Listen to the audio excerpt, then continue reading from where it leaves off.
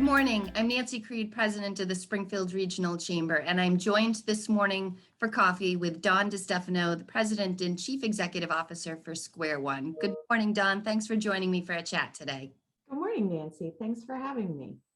So for those of you watching that don't know Square One, tell me about your organization. Sure. So Square One's been around the greater Springfield community since 1883. 1883. I think that's almost 135 years, if I do my math correctly. So we've been around a long time. The cornerstone of our business has been early education and care, children, young children. We started watching children so that women could go to work and their children could be safe. Fast forward to 2021, we are still doing the same work, proudly caring for children age 0 through 12, Monday through Friday.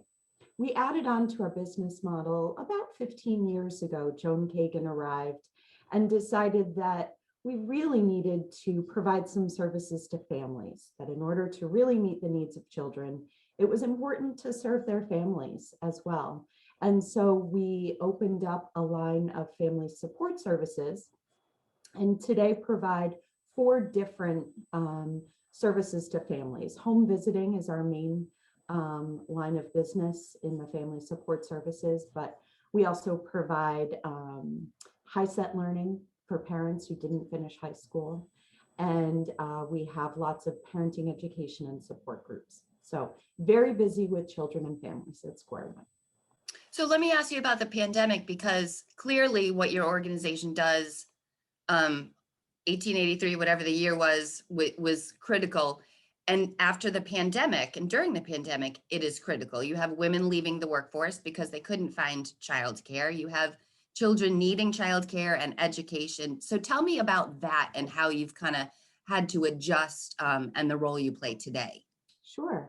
So the great news for our business is childcare and early education, the overall care of children so that people could go to work, became the forefront of our economic recovery.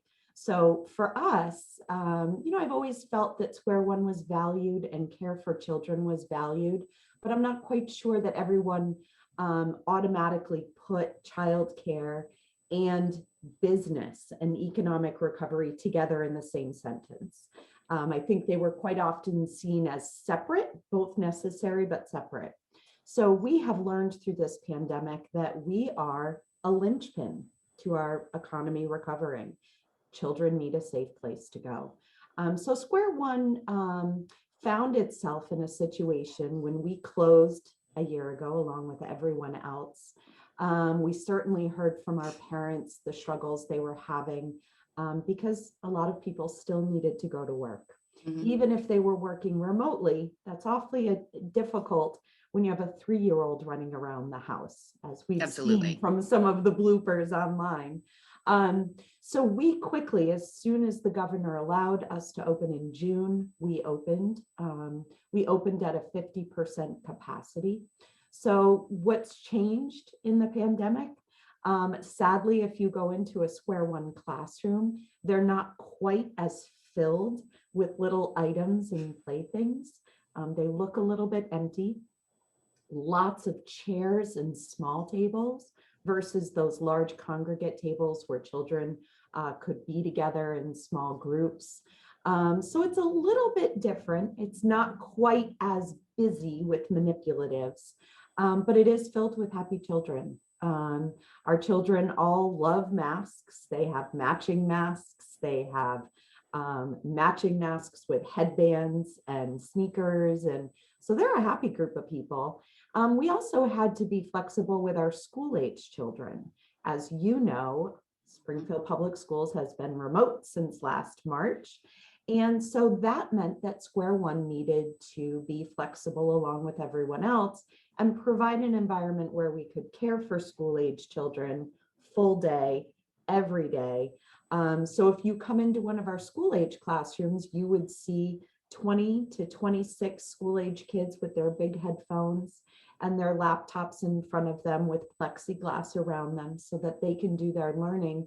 And Square One teachers are there to partner with public school teachers, again, making sure children are getting online, engaging in their classrooms, helping them if they have questions. So it's been a real collaborative effort between Square One teachers and public school teachers. And then working with families. We had two, I don't know about you, but I'm quite tired of hearing the word pivot, but it does seem like the appropriate word, to provide home visiting services virtually.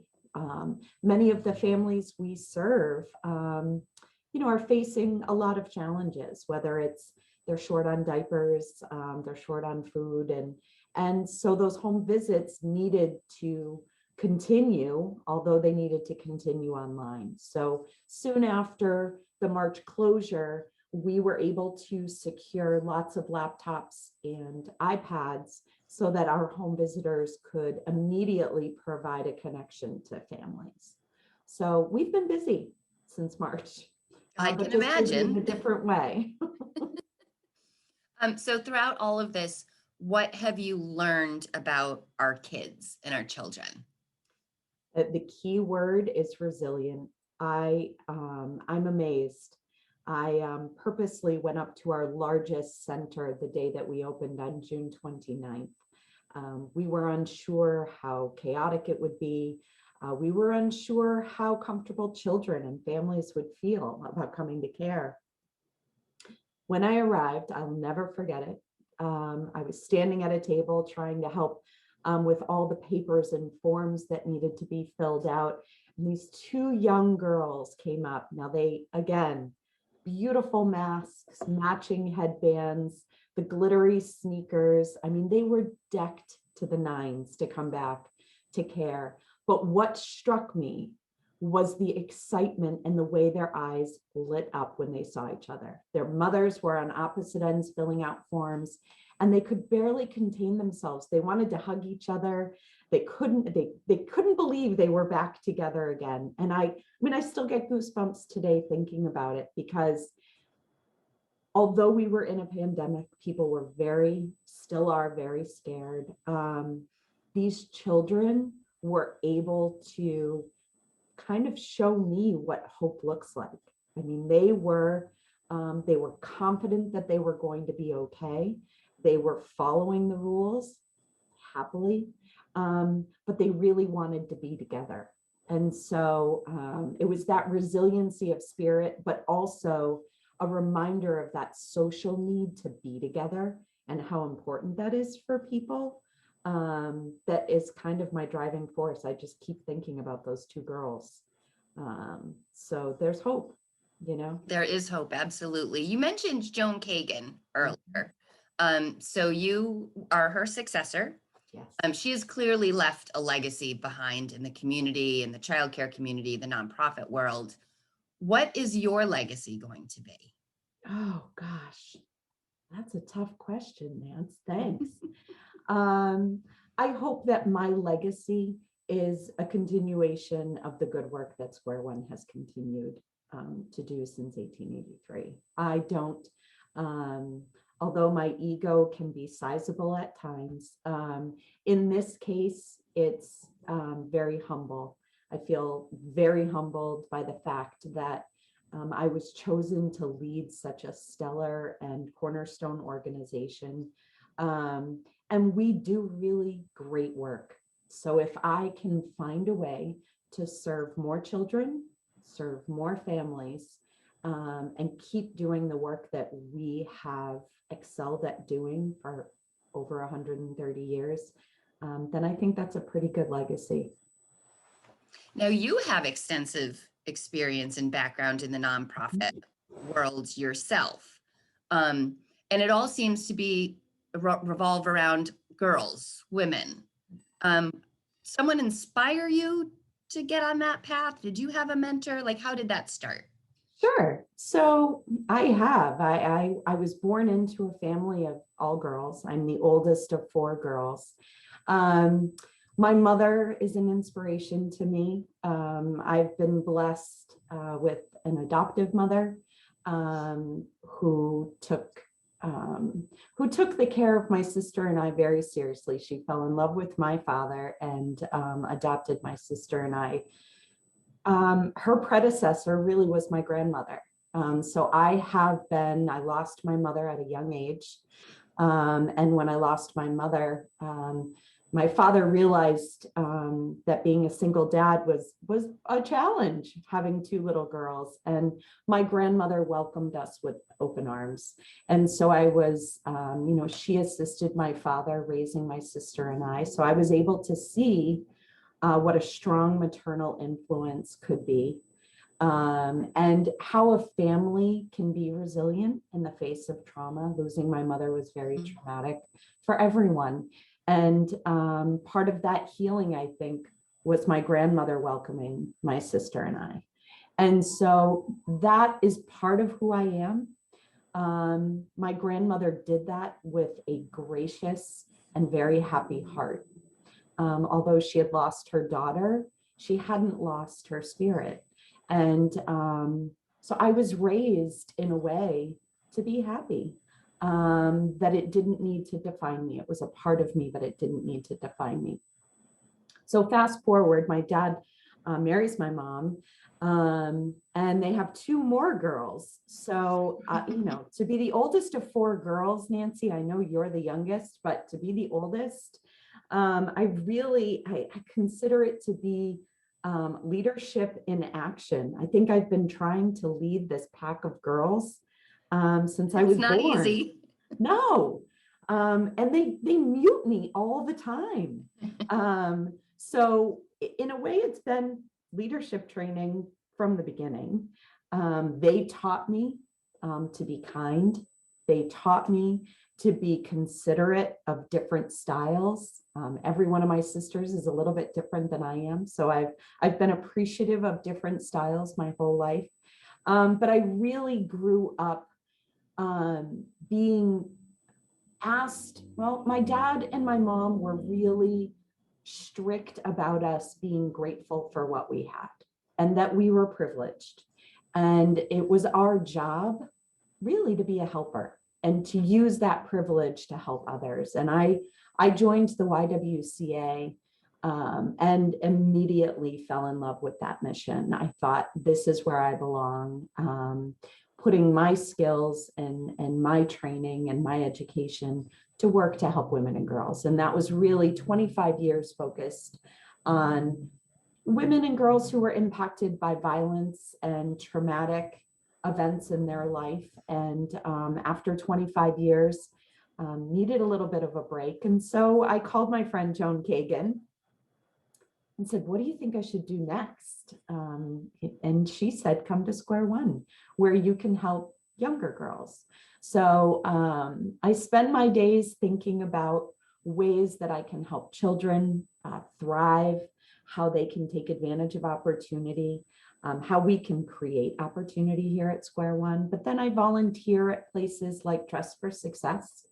I serve on their board, really kind of using that free time to focus my passion again on women and girls, serving on the Hampden Commission on the status of women and girls. So I think women and girls are amazing.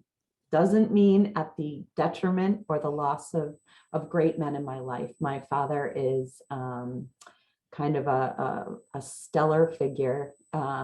He has raised me to be a strong woman, and he has celebrated that. So I think having a strong father in my life has been just as much of a blessing as the rest of the women that have surrounded me. So I'm going to ask you a two-part question. How do you think your sisters would describe your leadership style? And how do your staff and your coworkers and colleagues describe your leadership style, and do they mesh? That's an interesting question. Well, I think they would probably say similar things, believe it or not. I think they would both describe me as direct, honest, very maternal. I have a really strong maternal instinct. And although I am not the mother of the people that I work with, I think I really care about people's whole lives. So it's not unusual to find me asking questions about how people are doing, how their children are doing. What are their career interests? Do they want to go back to school? I'm very organized and very diligent. Where I might go a little bit sideways is I like to think I'm flexible. I'm really not. I like a good plan. And when that plan doesn't go the way that I set the course, I try to be flexible. But I can be quite stubborn about where I think things should go. But I thought about my leadership when that was one of the categories. And I thought of my dad, and when I accepted this position, I thought back to some of the advice he had given me over the years. And the one thing that he would remind us, all of us girls, was whatever you do the best you can, exceed what others would expect, do more, but do it with a happy face, a happy voice, and a cheerful spirit. Don't exceed people's expectations and do it miserably. So I think folks here at Square One and my sisters would say that I have an abundance of optimism. I tend to be very happy. At least I try to be. But I also have really high expectations for myself and for others. And I think that's what other people expect and they deserve. I think there's dignity in high expectations. So yeah, I think they would align. Although my sisters know far deeper secrets, so don't talk to them. And one last question for you. What would you impart? What wisdom would you impart on the next generation of leaders? I would say to the next generation of leaders, be patient, be kind, and be curious and compassionate. Try to find out why people feel the way they feel. Try to be inquisitive about what people's dreams and desires are. I think it's easy in a fast-paced, socially conscious, social media focused world. I think we can often be more worried about ourselves. What do we look like on camera? What do we look like in that photo? What are we doing?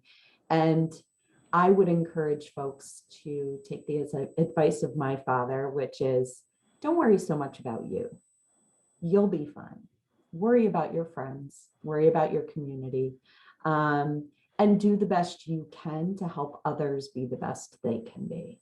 And I think that goes a long way. I think we all need a little more patience, and I think we all need a little bit more kindness. So we'll see. Well, I'm very confident in your role. You're going to do great things at Square One. I very much appreciate you joining me this morning for coffee, and it's so nice to see you too. Oh, thank you, Nancy. It was a real pleasure. Thank you. Thank you, Dawn. We'll see you soon.